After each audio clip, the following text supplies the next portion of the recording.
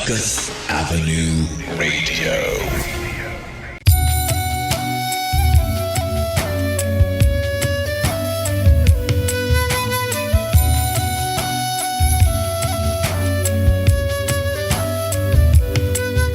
Namaste and hello, Rukus Avenue Radio listeners.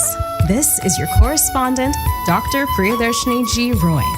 I'm an actor, producer, and have my PhD in strategic media. But my most powerful asset is that of a storyteller.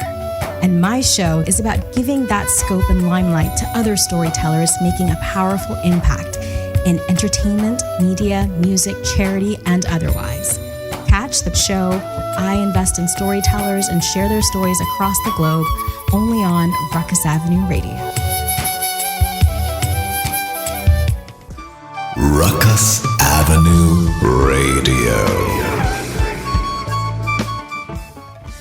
Hello, I'm Pallavi Joshi, and you're tuning into Rukus Avenue Radio. Hello, I'm Vivek Ranjan Agnihotri, and you're tuning into Rukus Avenue Radio. Namaste and welcome, Rukus Avenue Radio listeners. This is your correspondent, Dr. Priyadarshini, and I am here with the one and only Vivek Ji and Pallavi Ji as we discuss the Bengal Files. Thank you so much, Vivek Ji and Pallavi Ji, for joining us today. How does it feel being in North America for all the pre-screenings?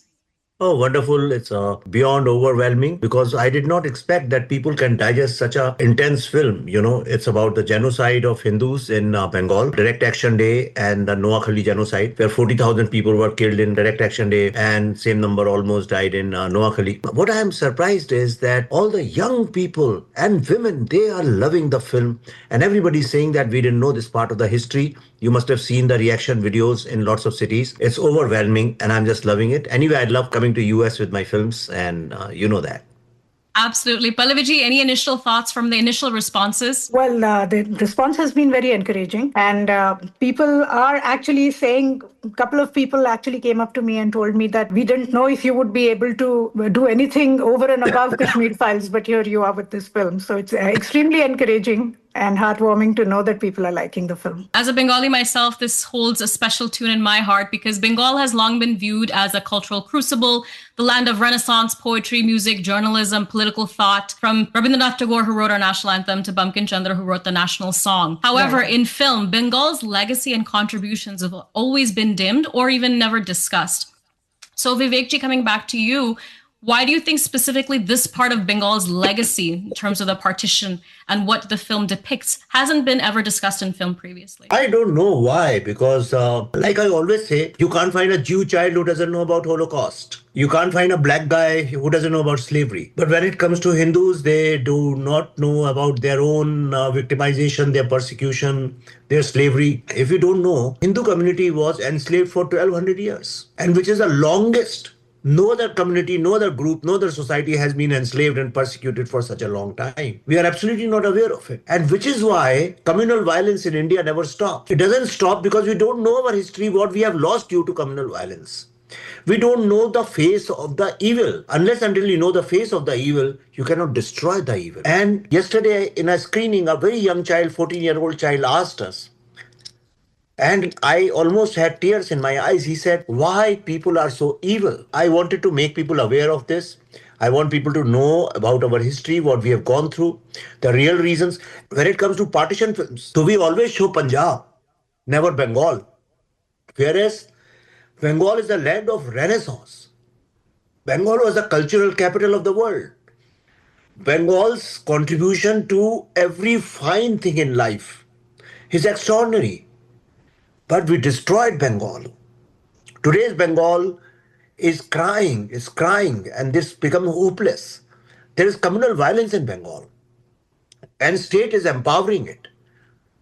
And it is all happening because people don't know what you lose when you empower communal violence. Pallavi Ji, people didn't even know that Bengal was partitioned 3 times.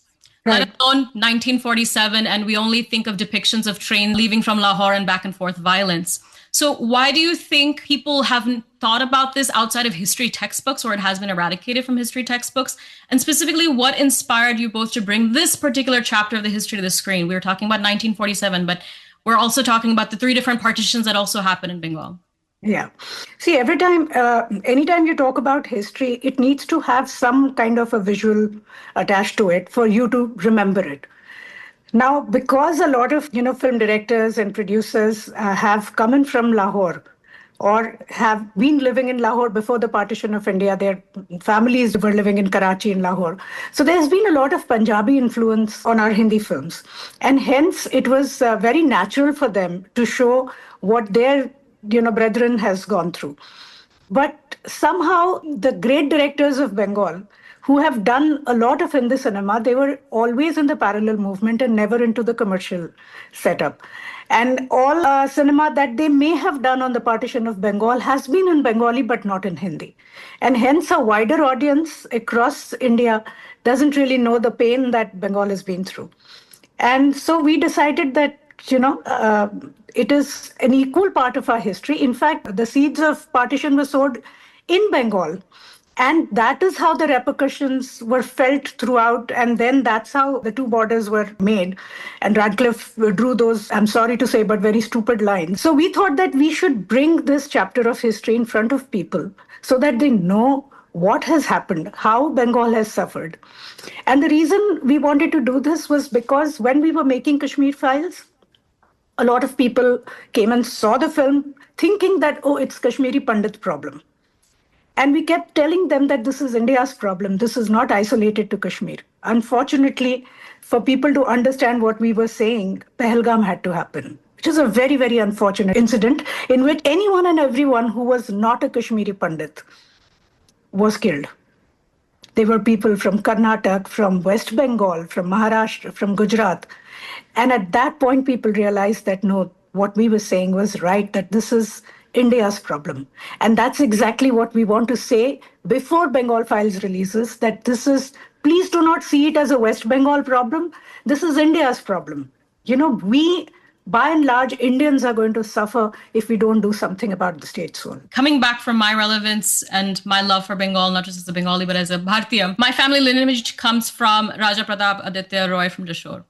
And so I know the freedom fighting that had to happen from my lineage in itself. And it's so impactful to hear those stories that people that I grew up with never knew about Bengal's contributions to partition in India's history outside of freedom fighting and Renaissance and all the contributions that it's done in a larger scale.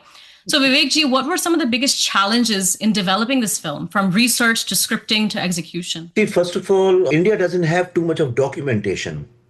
So all the documentation, you get it either from Amrit Bazar Patrika and all those newspapers and all the books which have been written.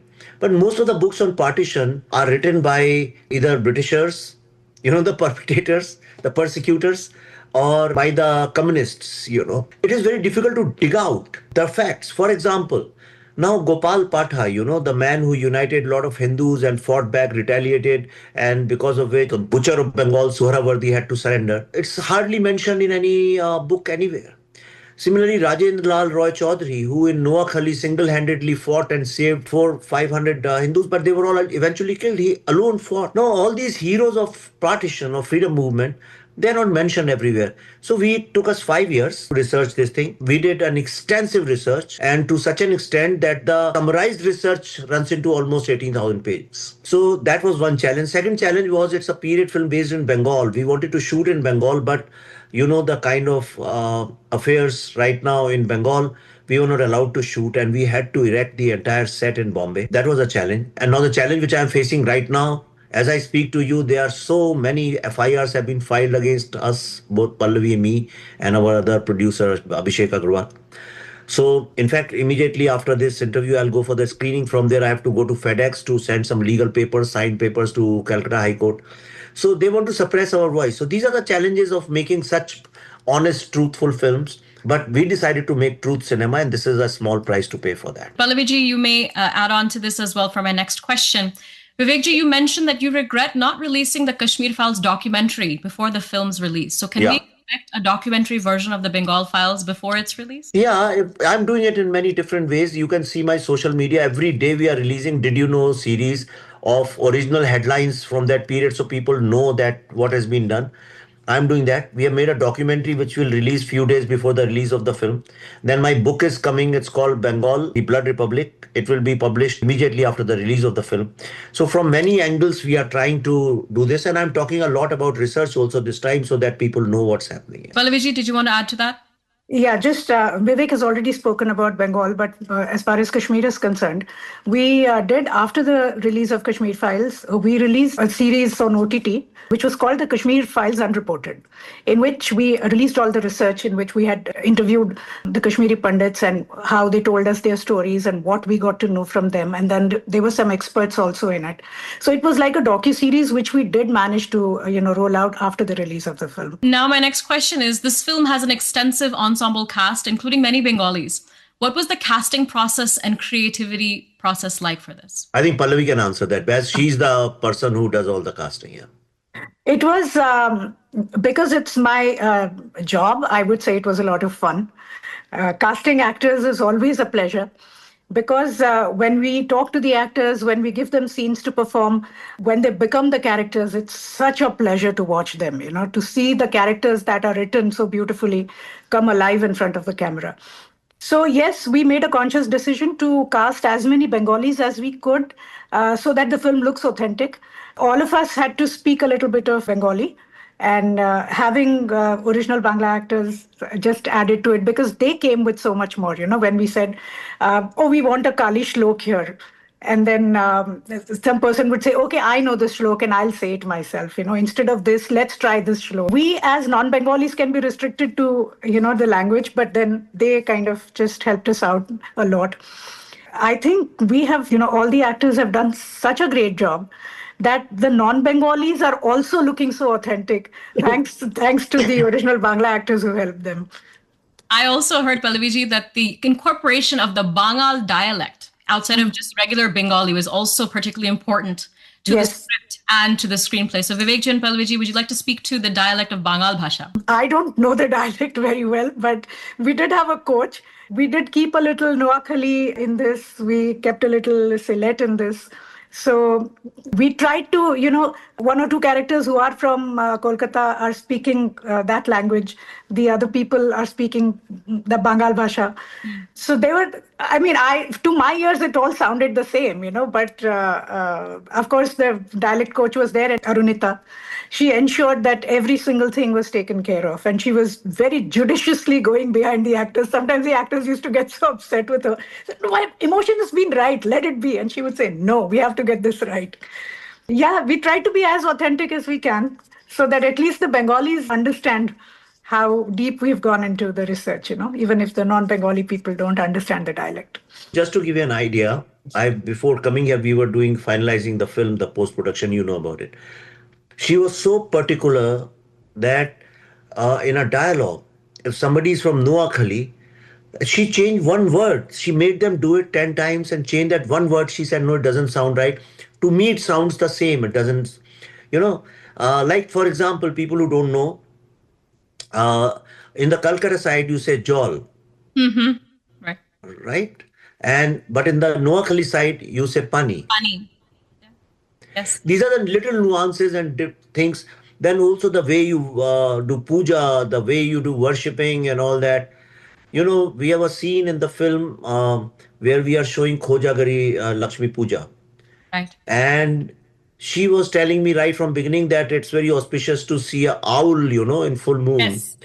Yes. And I said, how does it matter, And till the last minute, I kept fighting with her. But she ensured last 5 days before we finished the film, recently before coming to US, she made me shoot that owl with the full moon, and it cost me a lot of money also. But she said, no, without this, no, you can't make the film. So we have taken care of all those little nuances, what's written on the walls, the graffiti, the way sari is worn, all those things. Small things. And I'm sure you will find it very authentic when you see it in LA. Absolutely. Speaking to that, my father's side comes from Ghoti. So the way we say kids is bacha versus my mom's side comes from Bengal and we say polapan. So Yeah, yeah. completely very different. So I can understand these nuances are very important to the demographic that you're trying to show in the film, and that translates. So speaking on the design and art history, Pallavi Ji, we see you in a very different avatar for your character. Outside of being the filmmaker, producer for this film, as an actor, we see you portraying Ma Bharati. What can you share, if anything, about your character and the visual choices of the age difference that we see in your character? Oh, well, it's a very metaphorical character, hence the age. Ma Bharti is as old as you want her to be. And of course, having gone through everything that she's gone through, we needed to have a certain look. Also, we have tried to show that she's a bowl singer. She's turned into a bowl singer, hence the Gerua outfit that I'm wearing. But I must tell you one thing, since we are talking about the research. Apart from our dialect coach, even our costume designer, Veera Kapoor, she won a national award for Udham Singh. That was her last film.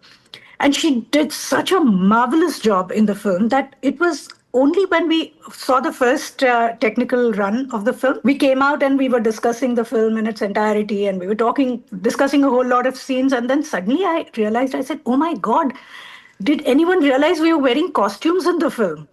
And it just appeared so normal and so natural for us to be in those clothes.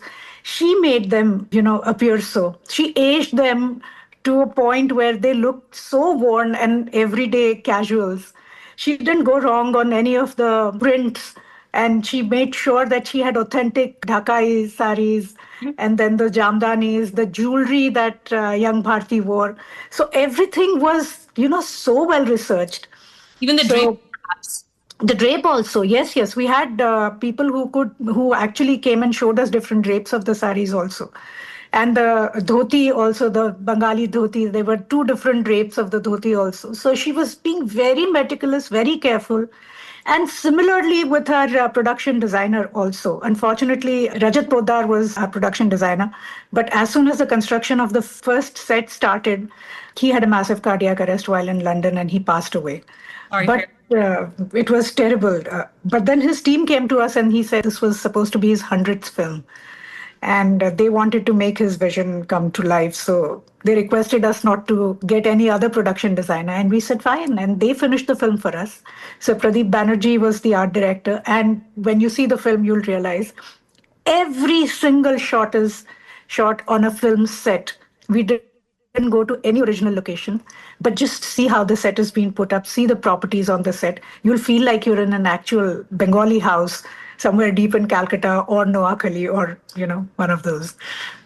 That's wonderful. So Vivek Ji, my question is, speaking on the set and the particular set design, were there any particular scenes or sequences in the film, perhaps around Direct Action Day, that was especially difficult to shoot emotionally or physically? See, the entire film has been emotionally very painful and very troublesome. It made me angry all the times, But then, as a filmmaker, I went it out through my work. So when you see the film, in fact, after the film is over, come and share it with me, your thoughts. So what I did is I saw Direct Action Day as one continuous thing, So we shot the entire action as one continuous movement, without cutting anything. One of the most difficult things. And by the end of it, we were all black because there was so much of smoke, bombing, stuff like that. We were all black. There was so much of blood around, bodies burning, things burning. And in that, this character just keeps running throughout this thing. So this film is violent, okay? But what the story we are telling is violent. People don't want to talk about it because it is violent, right?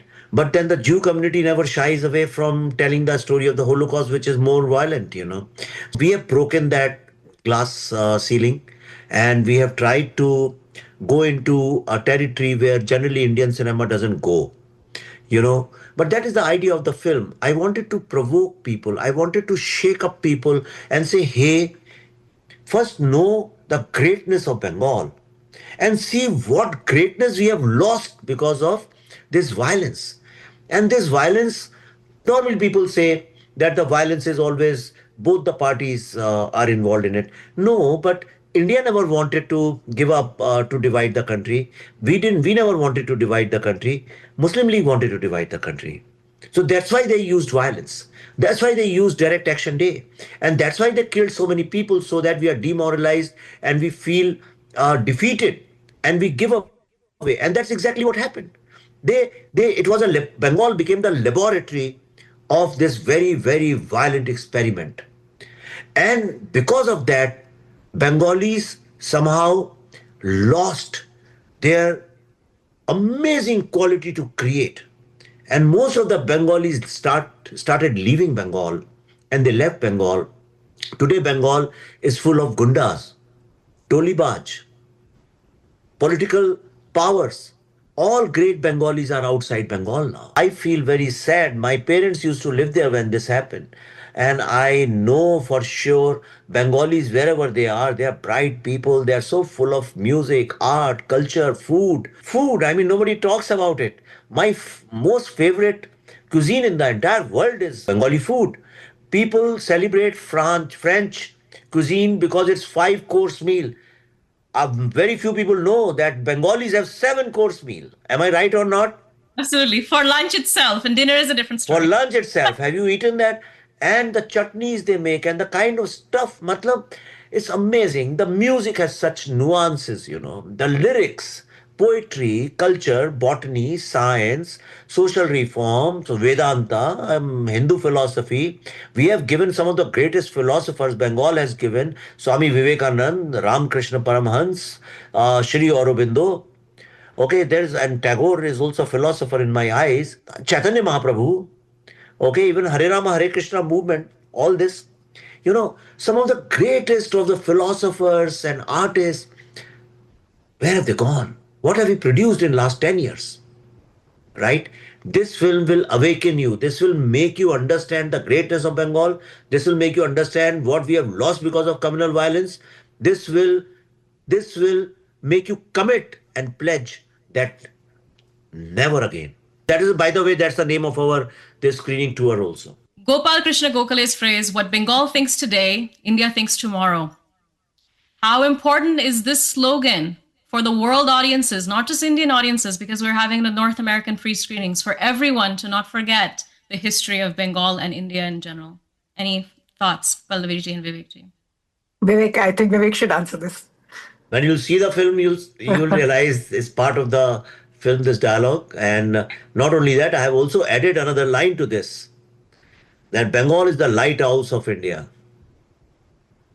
Okay, और अगर आप बंगाल को बर्बाद करोगे तो India भी बचेगा नहीं. So it's very important line we have incorporated in the film. You'll be overwhelmed to see this film. You'll be proud to see this film, but you'll be disturbed also at the same time. I'm looking forward to the Los Angeles premiere happening on August 2nd. And the final notes, if you guys can share, how is the audience in Los Angeles different from any other city? We are in the heart of Hollywood. And what do you look forward to the Los Angeles premiere of the Bengal Files? Every city, the audience changes. Everything from the East Coast is so different from that of the West Coast.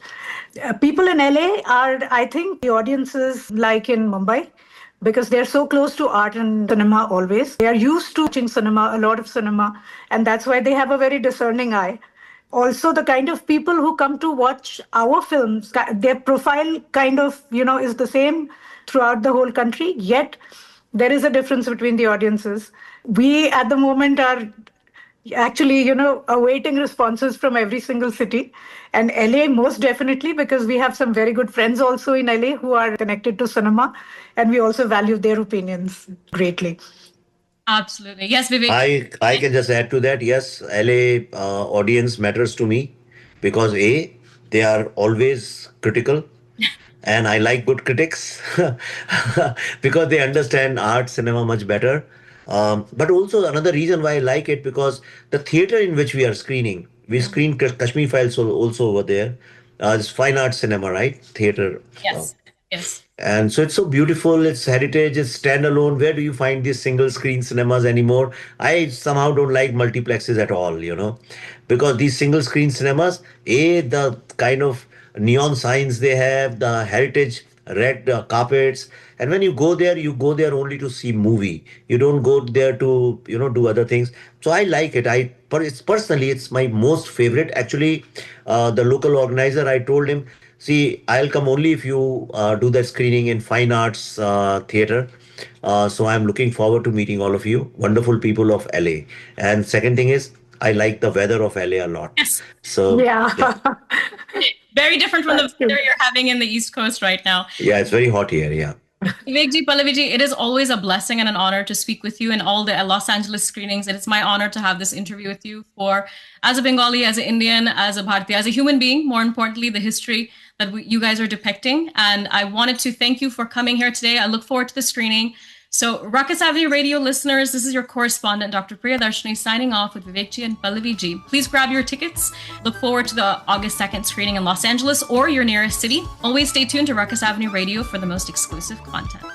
Thank you. Thank you, Dr. Priyadarshini. Bye-bye. Namaste. This is your correspondent, Dr. Priyadarshini G. Roy, signing off with another episode for Rukus Avenue Radio. Stay tuned and catch more updates with me on social media at Dr. Priyadarshini G. Roy or PriyadarshiniFilmsAndEntertainment.com. Stay tuned, and until next time. Rukus Avenue Radio.